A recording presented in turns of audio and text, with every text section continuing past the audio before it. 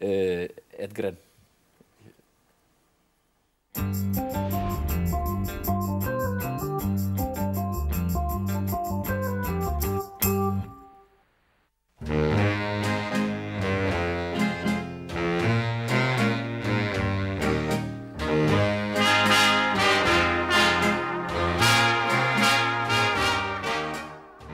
Silja, þetta nú alveg stór skemmtileg bók. Finnst þér það ekki? Myndir frá stríðsárunum á Íslandi eftir herljósmyndarann Emil Edgren. Og þetta bara eitthvað sem maður fannst hérna, eða sem sagt kom í leitirnar og núna komið á bók á Íslandi og það ásöndi svona merkilega sögu. Og hún kannski svolítið skrítin þessi saga. Emil Edgren náttúrulega af sænskum ættum, eins og nafnið bendir til.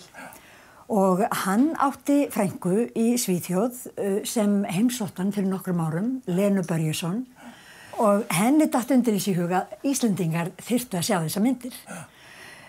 Og hún fór heim til Svíþjóðar, virkaði vinkonu sína og samstarfsmann í bókaútgáfunni sem heitir Anna Bidgut í að búa til tilraunabók úr þessu efni. Og Anna hafði svo samband við höfuðborgarstofu til þess að gá hvort að Íslendingar hefðu áhuga að styrkja þetta verkefni. Þegar þar var komið sögu þá var Lena dáin og Anna algjörlega óskild þessu fólki satt uppi með þetta verkefni. En hún hefur fylgt í eftir af mikilli ástríðu. Hún hannaði bókina í þessum skemmtilega 40s eða 50s stíl og fylgdi þessu eftir alveg til enda.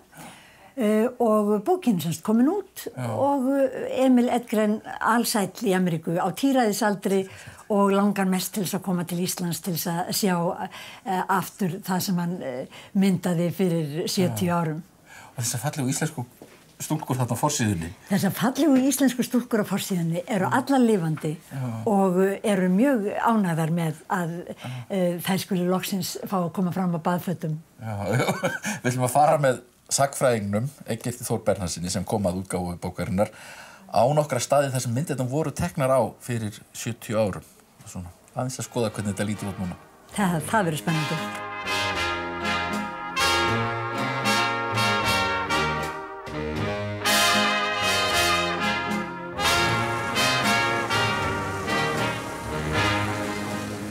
Já, Eggert, þetta erum við eiginlega staddir inn í einum af myndrammunum hans Emils úr þessu safni. Já. Við erum hérna í jaðrinum og einum af braggahverfunum sem var í Reykjavík.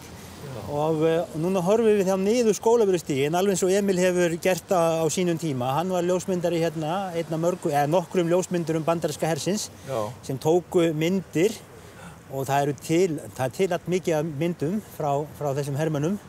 Og safn Emils mjög skemmtilegt, allavega það sem við sjáum í þessari bók að því leytinu hvað hann er næmur á að taka myndir af fólki. Það er svona ábyrrandi í þessum myndum hans, en hann er líka eins og hinir ljósmyndararnir að taka myndir svona út Hvippinn og Hvappinn á Reykjavíkursvæðinu, fer víða og tekur götumyndir og við sjáum þá Skólavörðustíginn og við sjáum kannski ekkert rosalega mikla breytingu miðað við nútímana því að við erum í gamla bænum, við erum í þessum bæ sem var að þróast fram undir 1940 innan þessarar svokölluðu hringbrautar sem girti bæinn af. Þannig að frekar hérna eins og á Skólavörðustígnum þá eru stök hús. Já. Það eru einstök hús en sem hafa verið byggð inn í á milli, það hafa verið rifin hús eða auðar lóðir sem hafa þá verið notaðir til garðræktar eða eitthvað þvíumlíkt. Og svona götumyndin sjálf, við þekkjum allmörg hús hérna í þessari götumynd. En það er nú ekki allstaðar á Reykjavíkursvæðinu sem við myndum þekkja okkur aftur ef við skoðum myndir Emils Edgren nánar. Og það ætlum við einmitt að gera. Það ætlum við að gera.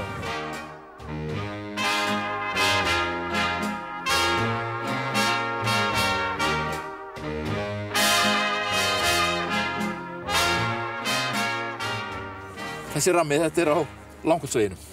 Já, við erum stödd hérna svona á Langholtsveginum, neðarlega á Langholtsveginum, í Langholtinu og þetta er nú eina af svona skemmtilegri götum, finnst mér í Reykjavík, þessi hluti Langholtsvegar og Emil Edgren, hann tekur þessa mynd, sér hérna byggð sem er eiginlega langt fyrir utan allt. Langholti byggist, áðan vorum við innan hringbrautar, þegar við horfum á Skólavörðustíg. Nú erum við komin svolítið langt út fyrir byggðina í Reykjavík 1943 eða 2 þegar hann hérna. Já. Langholtið svona eins og lítið þorp, bara utan Reykjavíkur, þó það til í bæjarlandinu. Og hérna risu lítil hús, sum hafa verið sumarbústaðir, fólk átti sumarbústaði sem að við kannski myndum ekki á stöðum sem við myndum ekki skynja í dag sem sumarbústaðaland. En sumt af þess að hafa verið sumarbústaðir, annað eru smáhýsi sem eru byggð og það má eiginlega segja að sko eftir að Kleppsspítalinn kemur í upphafi 20. aldar, þá eru komnar ákveðnar forsendur fyrir byggð því að það þarf lagnir og það þarf veg og samgöngur og strætó og svo framvegis að það kemur. Þannig að það þróast hér byggð í Langholtinu. Og þetta verður auðvitað vakið athygli Emil Edgrens að sjá hérna allt í einu eitthvað lítið hverfi. Já, svo er enda komin heil höfn síðan. Já, svo kemur Sundahöfnin sko sem tekur við af höfninni í miðbæ Reykjavíkur. Þannig að ég skil vel að hann hafi heillast af þessum húsum sem að stóðu hér en eins og við sjáum á götunni núna þá er verið að breyta hérna dálítið, sýnist manni. The sun is shining, oh happy day, no more troubles and no skies of grey. Við erum á þeim stað í Austurbænum hérna undir Elliðaám sem kallast Steinahlíð. Já, og hann er einmitt með skemmtilega mynd, fallega þvottasnúru mynd eins og við sjáum. En þegar maður skoðar þessa mynd þá sér maður að það er engin byggð sem blasir við með nútímann og þarna sjáum við gott dæmi mynd sem verður mjög góð heimild þegar framlega stundir kannski ekki beinlinni sveitina í bænum að því að við sjáum nú engan búskap í sjálfu sér á myndinni en þessa víðu velli sem einkenna bæjarland Reykjavíkur. Áðan vorum við rétt að koma úr Langholtinu og þar er smá byggð en þar er líka mjög mikill búskapur og hérna það sem við sjáum handan við Bústaðahálsinum og Sogamýrina þar eru bændur með blómleg býli og svo eru erðafestulönd og blettir út allar trissur. En núna hérna hér hraðbraut og svo byggt hérna alveg upp úr öllu. Alveg upp úr öllu og hérna húsin hafa flætt auðvitað yfir eftir því sem fólkinu fjölgaði.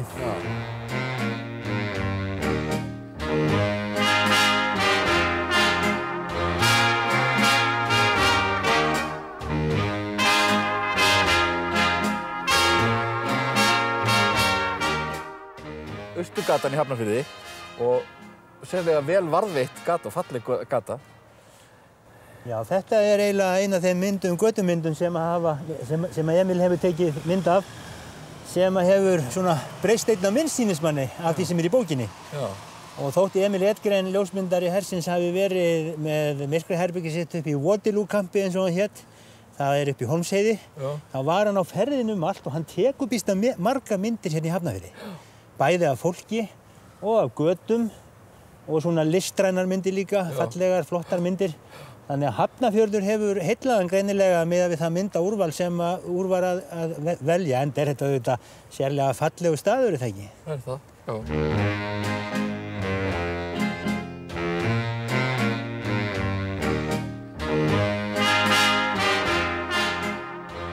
Já, við erum hérna aðeins innar í Austurgötunni sem ég held að hljóta að vera einhver fallegasta gata á Íslandi og hér á myndinni kemur þessi gamli maður með þungt hlass.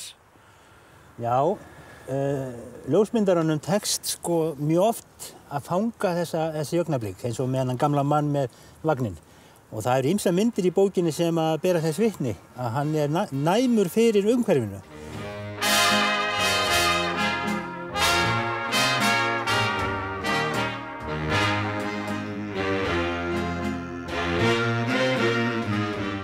Við stöndum inn í þessum myndramma sem er Lækjargata og svo Lækjartorg og það er eiginlega merkilegt að öll húsin sem er á mynd Emils eru horfin. Nema er enda eitt sem hefur verið svona hvarf en það var endurbyggt í einhverju mynd. Já, hérna erum við í hjarta Reykjavíkur eins og það var þegar Emil Edgren var að taka myndirnar í seinna stríði og þetta torg sem við þekkjum svo vel, það hefur breyst ótrúlega mikið þrátt fyrir allt, sko. Maður er svona, eins og þú segir, það eru meira og minna öll húsin farin og við sjáum við söluturnin hérna sem var í Arnarhólnum, hann er bara búinn að flytja sig úr stað. Já. Og svo er náttúrulega þetta mikla og stóra hús Harpan sem að setur núna þennan mikla svip á þetta svæði. En annað sem maður sér svo glöggt á þessum myndum og það er það að Reykjavík er gróðurvana í bók Emils, en hún er í þakin trjágróðri núna. Já, þetta er einhvern mesta trjáræktarsvæði landsins, Reykjavík. Það er það. Og Reykjavíkursvæði. Já, það er ekki skógur. Það er ekki skógur, en það er trjáræktarsvæði. Já.